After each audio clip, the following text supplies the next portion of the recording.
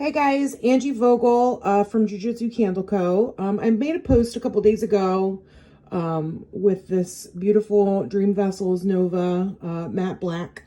And I did a technique, I sort of call it like a reverse foiling, I guess. So you see this, the foil shines through. It's actually a vinyl on the back of a laser printed label. So I'm going to show you guys how I did it so you guys can do the same thing. So starting in Canva, I'm going to go to my design. So obviously I already have it done, but I'm going to show you how I made it. Pretty much doing like a reverse image here. So I'm going to do like a real simple one to show you. This happens to be my client's logo for her salon, Mirror and Mantle in Philadelphia. So what I'm going to do here, just to start over, is starting with the shape that you want, size that you want. You're going to go to the background and then make a black background. Okay. Now, because I'm using an uploaded image, I'm going to go over to uploads.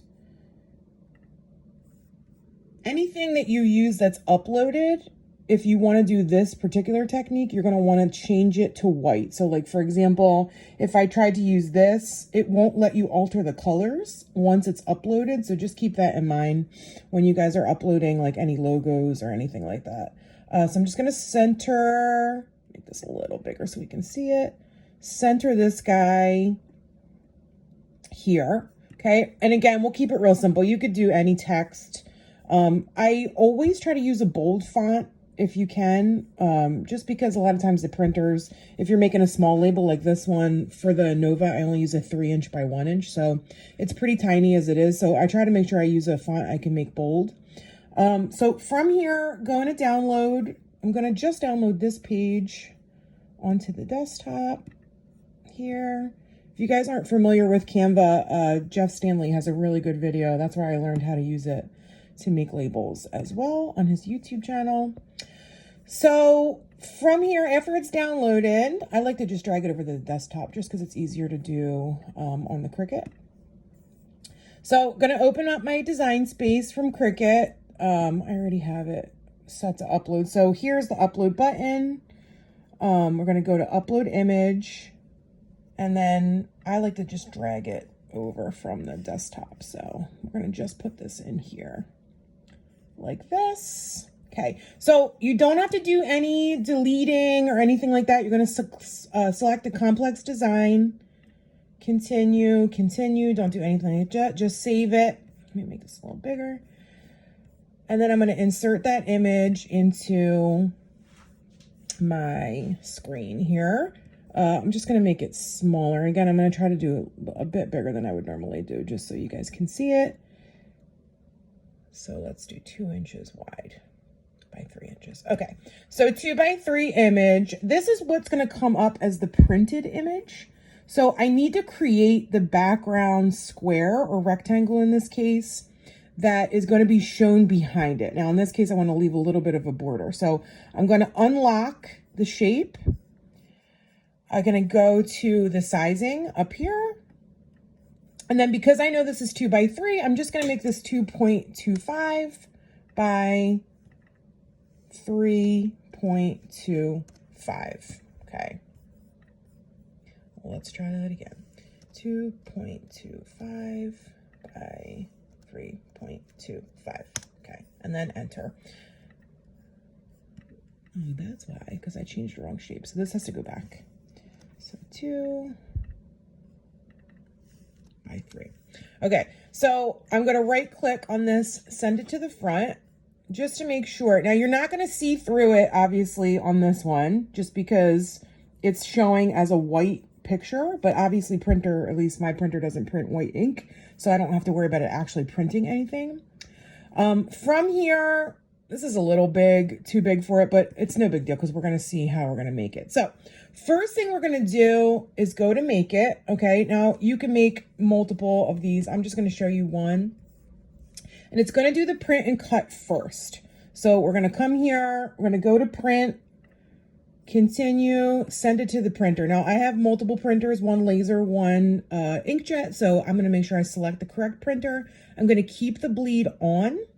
And then I'm going to go to print. But before I do, this is a glossy clear laser printer paper. I get all my online or all my labels from onlinelabels.com.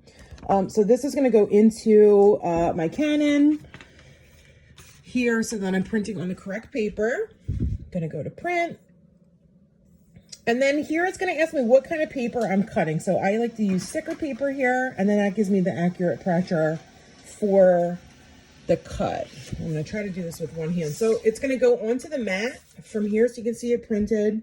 Obviously it left it blank where the M is. I'm going to line this up. I don't have a tripod or anything because I don't usually make videos, so I'm going to put this down for 1 sec. So you want to make sure it's lined up because the Cricut is going to read these black lines from the outside. Sorry about the shoddy camera work. So we slide it into the Cricut here. I'm going to hold the bottom a little bit. Press enter. And then eventually this little C is going to blink. We're going to hit that guy. And then that's going to cut.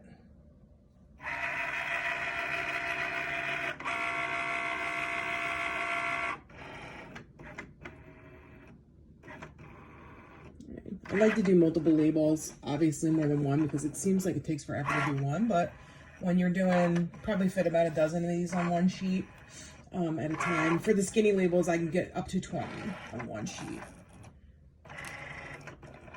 Okay, so it's going to read those black lines, and then it's going to cut them out, and then you'll have your sticker finished, and I'll show you how to do the vinyl.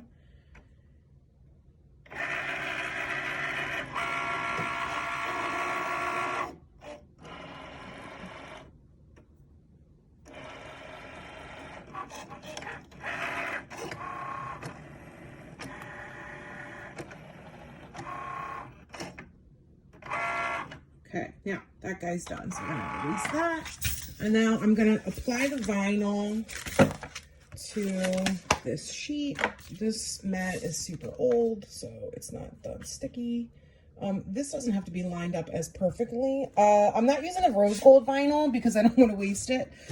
So I have this little holographic kind of goldy pink color, which is also lovely. Just gonna make sure that's stuck down nice and tight.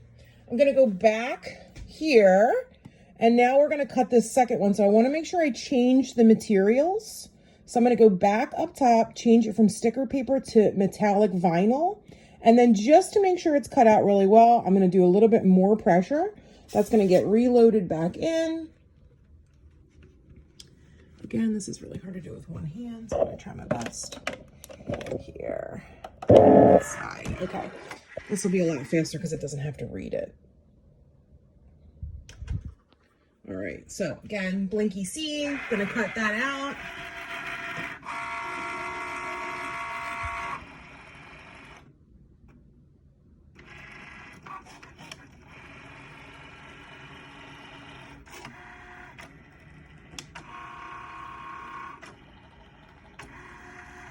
Okay.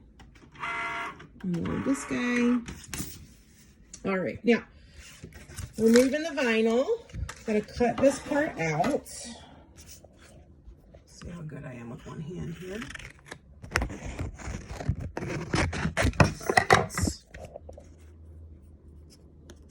All right, not very good with one hand. So let me try to post this up somewhere so that we can see what I'm doing.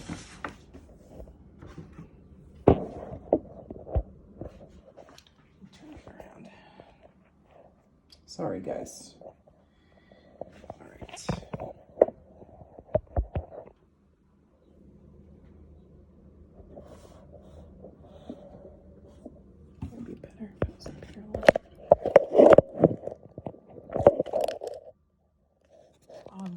Cut this up for me.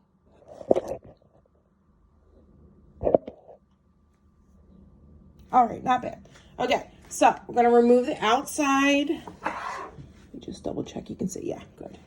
Outside of the vinyl with this little weeding tool here. You could probably just peel it up, but I don't have any fingernails.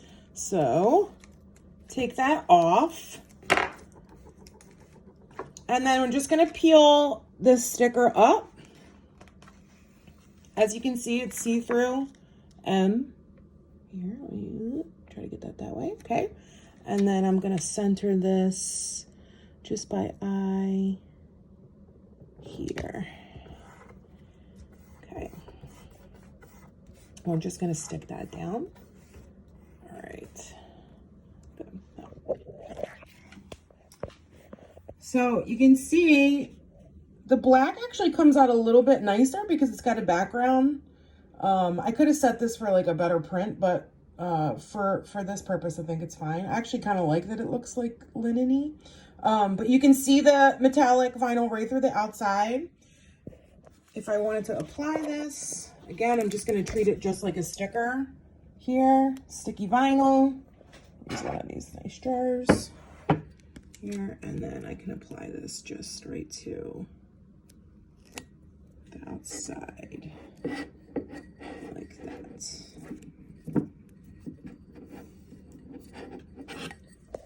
That's it. It's a little crooked, but you guys get the gist.